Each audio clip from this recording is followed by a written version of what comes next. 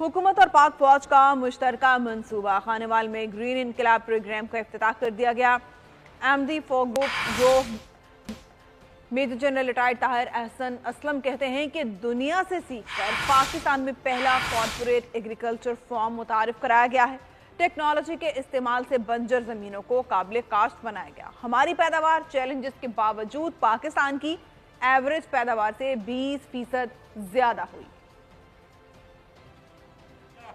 पाकिस्तान के अंदर एक ट्रू कॉर्पोरेट फार्म है, इसका एक स्ट्रक्चर डेवलप किया। हमने दुनिया से सीखा, हमने ऑस्ट्रेलिया में देखा, बाकी लोगों से डिस्कस किया और एक कॉर्पोरेट स्ट्रक्चर डेवलप किया। 2250 एकड़ के ऊपर एक मॉडल फार्म बनाएंगे जहां पे हम तमाम टेक्नोलॉजीज, फार्म प्रैक्टिसेस और क्रॉप प्रैक्टिसेस डेवलप करेंगे।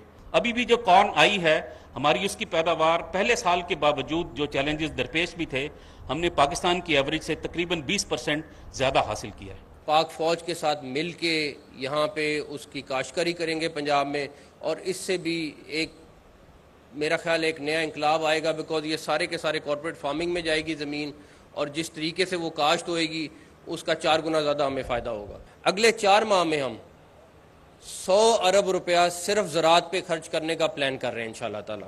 तो अगर ज़राअत हम ठीक करने में कामयाब हो गए तो हर चीज़ पाकिस्तान की ठीक हो जाएगी इंशाल्लाह ताला।